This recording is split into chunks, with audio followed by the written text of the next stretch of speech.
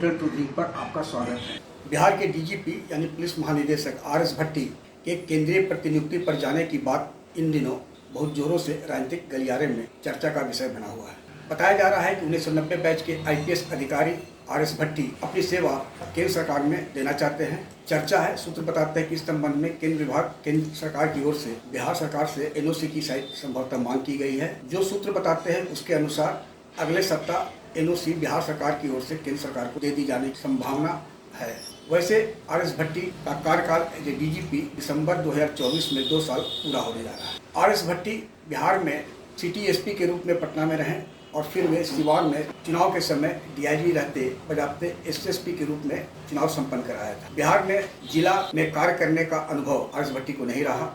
वे काफी समय तक सीबीआई, बीएसएफ वगैरह में रहे। बिहार लौटे तो उम्मीद की जा रही थी कि वे कोई बड़ा परिवर्तन पुलिस मुख्यालय में करेंगे, लेकिन स्थिति यह रही आर.एस. भट्टी और एडीजी आईजी संपर्क के अधिकारियों के बीच संवादहीनता को लेकर चर्चाओं का बाजार यानी कहीं अफवाह पुलिस महकमा से लेकर राजनीतिक गलियारों में होती रही। आर.एस. भट्टी का एक पुलिस ऑर्डर 325/23 जिसमें उन्होंने निरीक्षक संपर्क और डीएसपी संपर्क के अधिकारियों को खुली छूट दे दी केस डिस्पोजल के नाम पर पर्यवेक्षण करने का और डिस्पोजल करने का, जिसके कारण सिटी एसपी या ग्रामीण एसपी संपर्क के अधिकारी को रिपोर्ट 2 निर्गत करने का मौका ही नहीं मिला।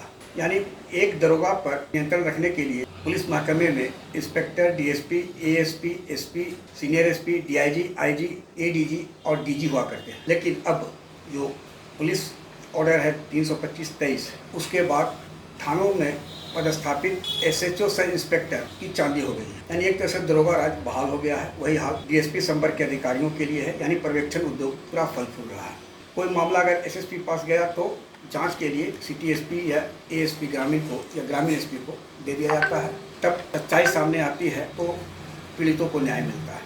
बताया जाता है, यह सूत्र बताते हैं कि इस वक्त पुलिस मुख्यालय में 2 आईजी संपर्क के अधिकारी आँख कान बने हुए हैं आर.एस. भट्टी के, और उक्त दोनों अधिकारी का भी फील्ड में काफ़ी कम अनुभव रहा है।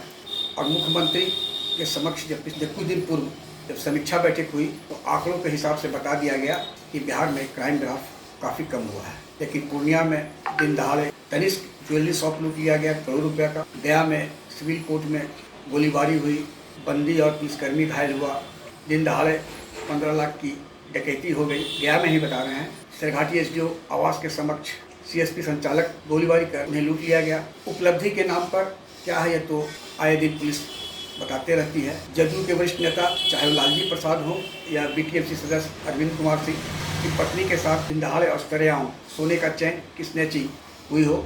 लालजी प्रसाद के मामले में तो पुलिस ने कांड का उद्भेदन कर लिया, लेकिन चैन नहीं मिला। न चैन छीनने वाला कहाँ चैन को बेचा है यह भी पुलिस पता नहीं लगा सकती। तो जो चर्चा है उसके अनुसार डीजीपी पद के लिए आलोक राज नंबर 1 पर हैं, सीनियर मोस्ट है। मुख्यमंत्री के प्रधान सचिव दीपक कुमार काफ़ी करीबी माने जाते हैं, कायस्थ बिरादरी से आते हैं, संजोग से दोनों कायस्थ हैं। लेकिन आलोक राज जी के साथ आरजेडी का एक ठप्पा लगा हुआ है, क्योंकि जब विधानसभा चुनाव हुआ था, चुनाव परिणाम आने के पूर्व वे लालू दंपत्ति से मिलने चले गए थे। वैसे अच्छे अधिकारी हैं, लेकिन उनका ये जो ठप्पा है ये कोई मायने नहीं रखता है, क्योंकि झारखंड में अनुराग गुप्ता 90 बैच के अधिकारी 1.5 साल तक हेमंत सोरेन ने उन्हें निलंबित रखा। संभवतः ऐसे दरोगा भी को भी निलंबित नहीं रखती है सरकार, एसपी लेकिन रखा गया और फिर उन्हें डीजीपी बना दिया गया। फिर दूसरे नंबर पर आती है होमगार्ड की महानिदेशक शोभा ओहोतकर यदि डीजीपी बनती है तो तय है कि 2-3 महीने के अंदर आमूल चूल परिवर्तन होगा। जो फीलगुड का चल रहा है दौर एसपी लोग का वो खत्म होगा और कई अधिकारी परेशानी में पड़ जाएंगे शोभा ओहोतकर के डीजीपी रहते, यह भी तय है। फिर आते हैं विनय कुमार, जिन्होंने सीआईडी की पहचान आम जनों तक पहुंचाई। एफएसएल हो या सीआईडी क्या काम होता है, और मुख्यमंत्री नीतीश कुमार के कारण केंद्रीय प्रतिनियुक्ति पर कभी नहीं गए। फिलवक्त वे पुलिस भवन निर्माण निगम में है, यानी लो प्रोफाइल में है।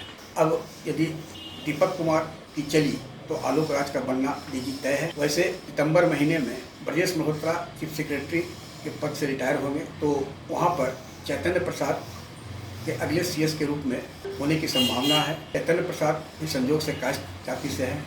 ऐसे में एक साथ 2 कायस्थ यानी डीजीपी और चीफ सेक्रेटरी का होना थोड़ा राजनीतिक हलकों में कई नेताओं को पचेगा भी नहीं, और खासकर ब्यूरोक्रेसी में भी। वैसे एक बार भूमियार समाज से आने वाले अभ्यानंद जी और अशोक कुमार सिन्हा डीजीपी और चीफ सेक्रेटरी रह चुके हैं, लेकिन वह दौर गुजरे एक दशक से ऊपर हो चुका है। आज आरजेडी के साथ नीतीश कुमार का 36 का रिश्ता है। ऐसे में अगला डीजीपी कौन, इसे लेकर ब्यूरोक्रेसी से लेकर राजनीतिक गलियारों में चर्चा और अफवाह का दौर चरम पर है। अब बिहार सरकार एनओसी अगर डीजीपी आरएस भट्टी को केंद्रीय प्रतिनियुक्ति पर जाने के लिए दे देती है, तब इन नामों पर चर्चा भी होगा। वैसे बिहार लौटने वाले 2 अधिकारी हैं। ताली 2001 बैच के आईजी रैंक के अधिकारी हैं, वे लौट चुके हैं, उन्हें पदस्थापना की प्रतीक्षा है। पंकज दराज एसएसबी में है, वे भी लौटने वाले हैं। और बिहार से जाने वालों में एक वरिष्ठ एडीजी रैंक के 2 अधिकारियों के नाम की चर्चा है, लेकिन अब तक केंद्रीय प्रतिनियुक्ति के लिए एनओसी नहीं मिल जाती, दोनों अधिकारियों के नाम का उजागर करना उचित नहीं होगा। आग्रह है कि इस वीडियो के लिंक को लाइक, शेयर, सब्सक्राइब अवश्य करें। धन्यवाद, नमस्कार।